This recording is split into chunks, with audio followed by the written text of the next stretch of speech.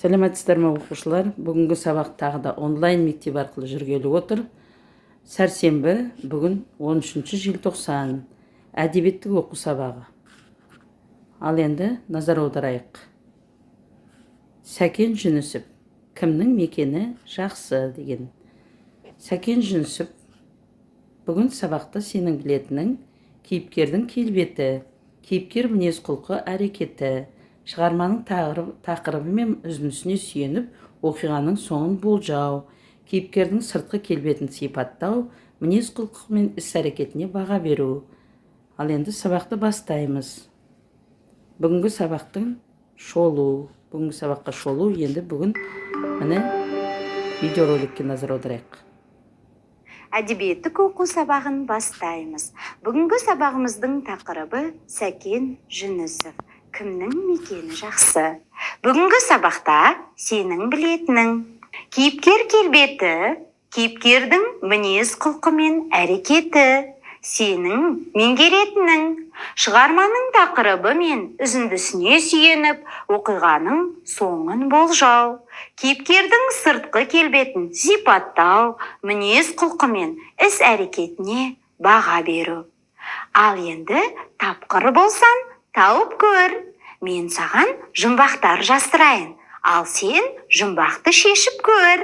Ал ендеше тыңдай ғой. Бірінші жұмбағым.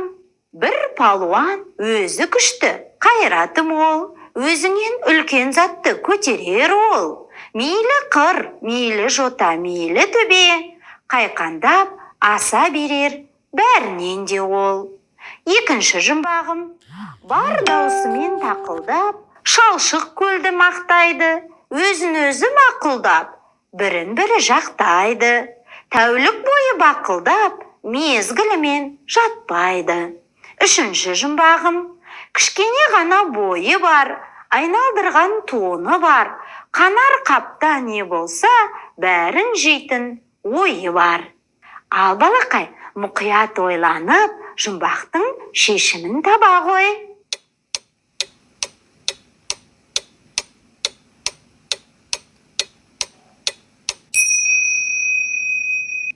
Ал өзіңді тексер.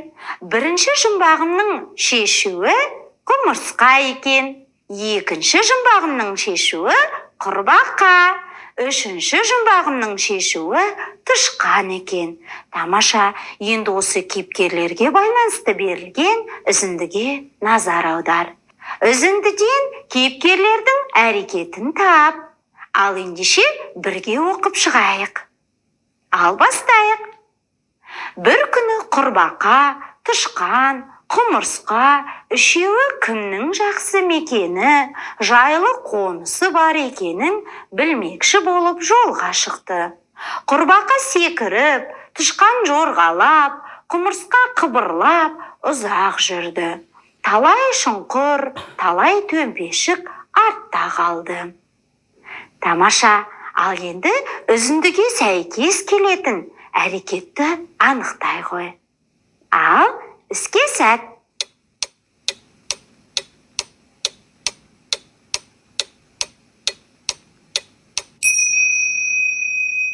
Бәрекелді, сәйкес әрекетті таптың деген ойдамын. Ендеше тексеріп алайық. Қане бірге оқып шығайық. Құрбақа, тышқан, құмырсқа кімнің мекені жайлы екенін білгісі келеді. Тамаша. Ал енді келесі тапсырмама назар аудар. Тапсырма мынандай. Үзіндіні тыңда. Көкқұтан тышқанға не деп жауап беруі мүмкін?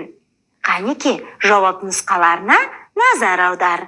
Ал бірінші. Соны да сөз деп сұрап тұрмысың?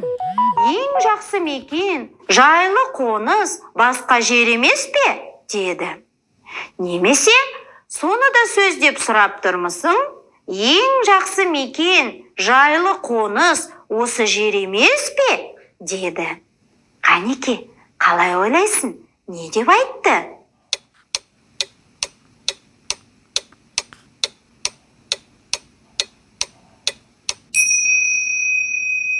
Дәл таптың, әрине, соны да сөздеп сұрап тұрмысың.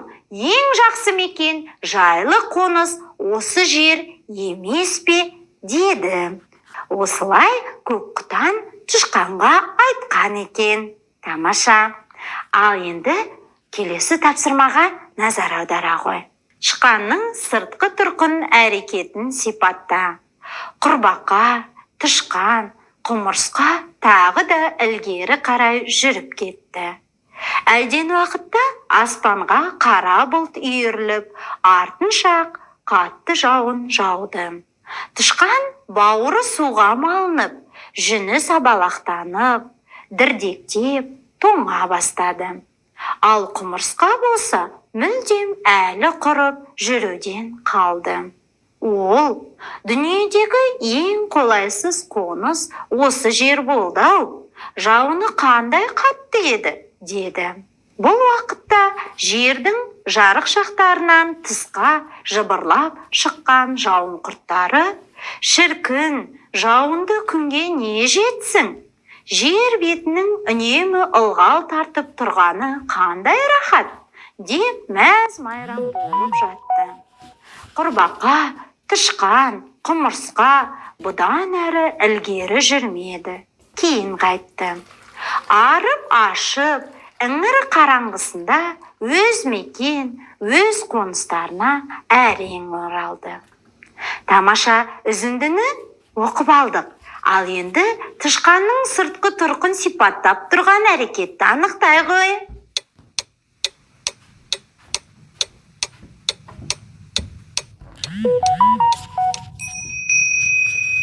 Тамаша, анықтап болдың деген ойдамын. Ендеше тексеріп алайық. Тышқан бауыры суға малынып, жүні сабалақтанып, дірдіктеп, тоңа бастады. Тамаша, тышқанның сыртқы келбетін сипаттап тұр екен. Бәрекелді. Ал енді келесі үзіндіні оқиық. Тышқан жып беріп өзінің ініне еніп кетті де, түбіне қарап жатып: «О, шіркін, дүниеде менің інімнен артық жақсы мекен, жайлы қоныс бар мекен? Өзі тар, өзі қараңғы, өзі қауіпсіз», деді. Құмырсқа да өз илеуіне келіп кірді де: «О, шіркін, дүниеде менің илеуімнен жақсы мекен, жайлы қоныс бар мекен?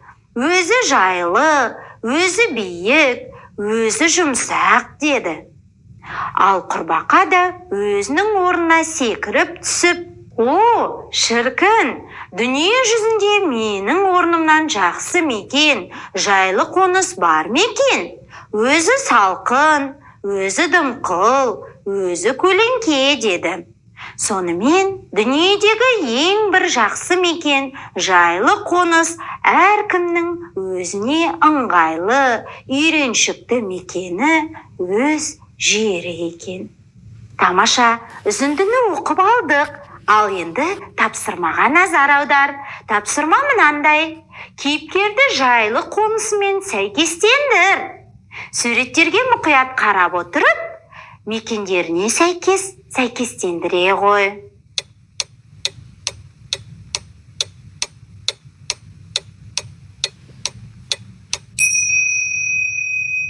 Ал өзіңді тексере ғой. Өзі тар, өзі қараңғы, өзі қауіпсіз жерді мекендейтін кейіпкер. Ол әрине бізде тышқан екен. Өзі жайлы, өзі биік, өзі жұмсақ жерді мекендейтін кейіпкер ол құмырсқа екен. Өзі салқын, өзі дымқыл, өзі көлеңке жерді мекендейтін кейіпкер ол құрбақа екен. Тамаша. Сонымен бүгінгі сабағымызды қорытындылайық. Бүгінгі сабақта сен шығарманың тақырыбы мен үзіндісіне сүйеніп, оқиғаның соңын болжадың. Кейіпкердің сыртқы келбетін сипаттап, мінез құлқы мен іс әрекетіне баға бердің. Осымен сабағымыз аяқталды.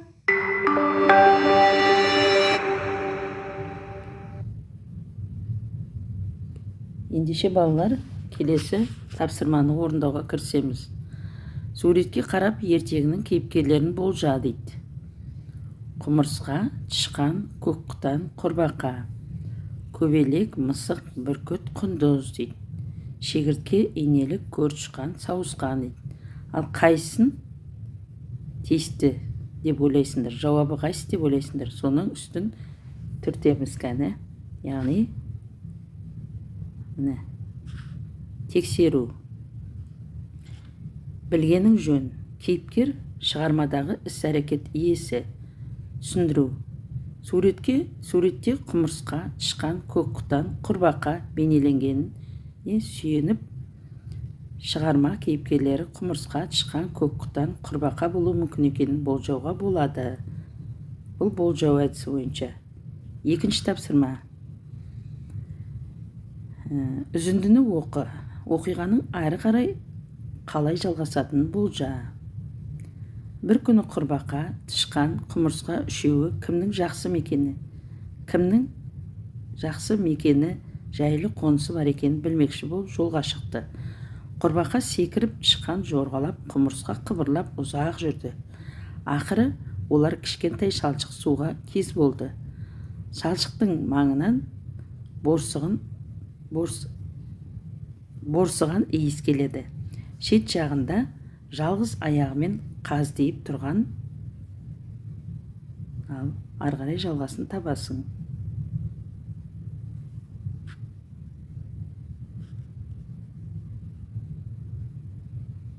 Қайсысы деп ойлайсыңдар?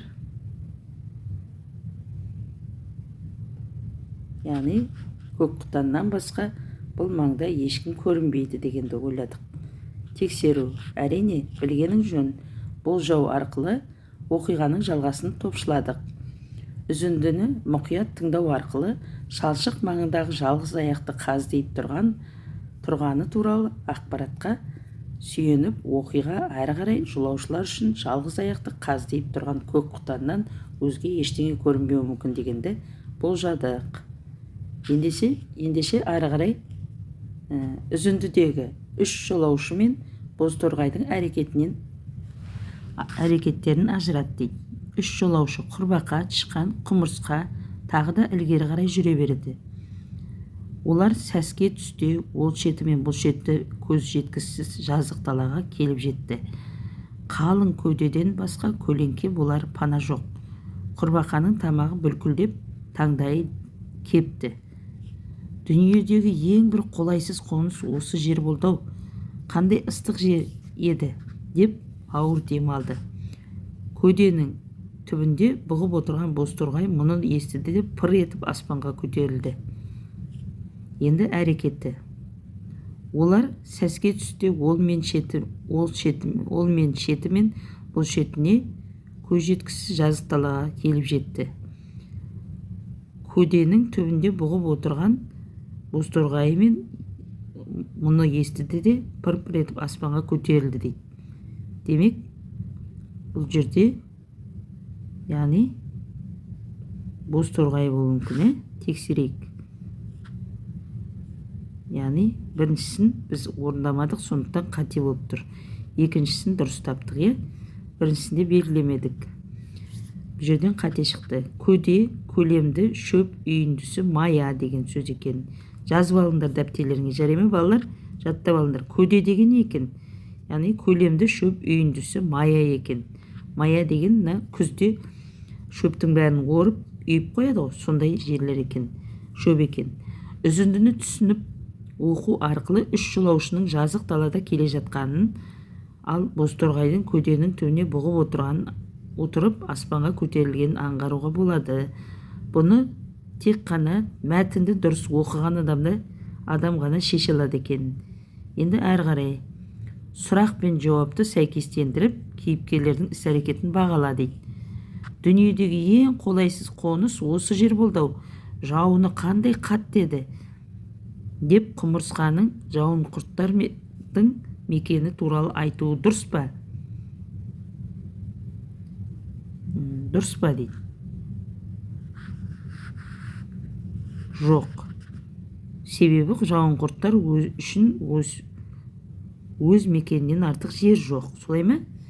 Жауынқұрттардың мекенінде жаңбыр жауғанына қуанып мәз-мейрам болғаны дұрыс па дейді. Әрине. Иә. Себебі олар өз мекеніне оның ауа райын да өте қатты жақсы көреді. Ал міне тексереміз. Яғни қоныс деген не екен? Орын, жер, мекен екен. Дүниедегі ең қолайсыз қоныс осы жер болды.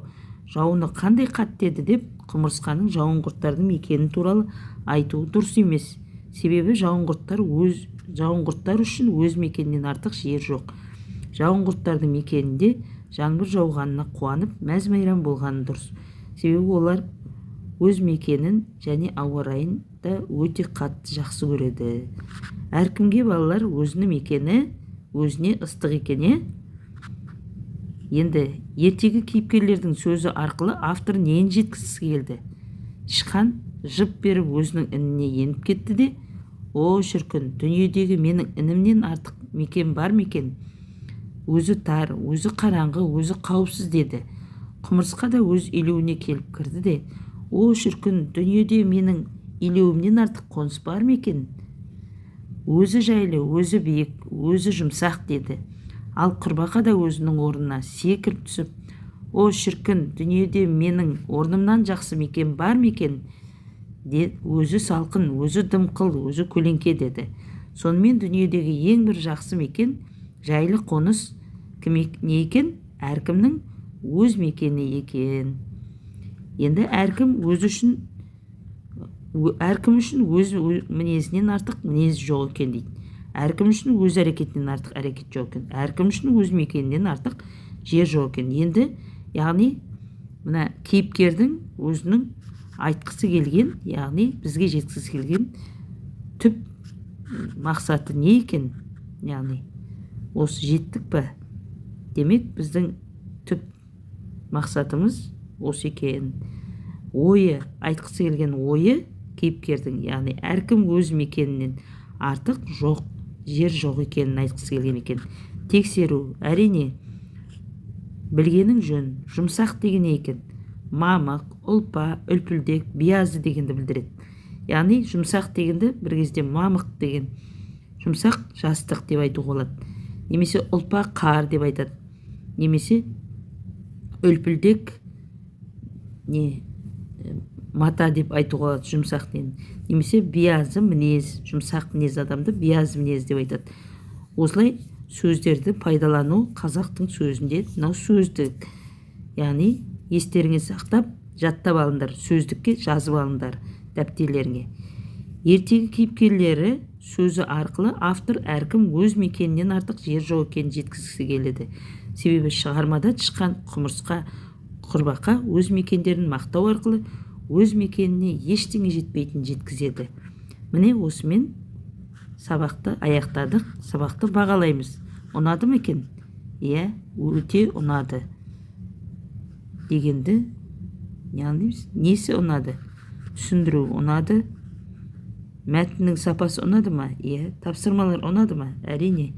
Сабаққа пікір қалдыру, яғни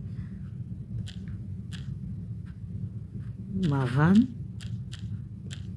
ұнады деп жазамыз. Соңына не қоямыз? Леп белгісін қоямыз. Жіберу, яғни тапсырма орындалды, енді сәтті, барлығы сәтті өтті, аяқтау. Міне, біз бір жерде қателесіппіз, яғни орындалмай қалған манағы жер сол 3-ші тапсырмада болып тұр. Сонымен 80 балл, 8 балл алдық. Бүгінгі сабағымыз осымен аяқталды.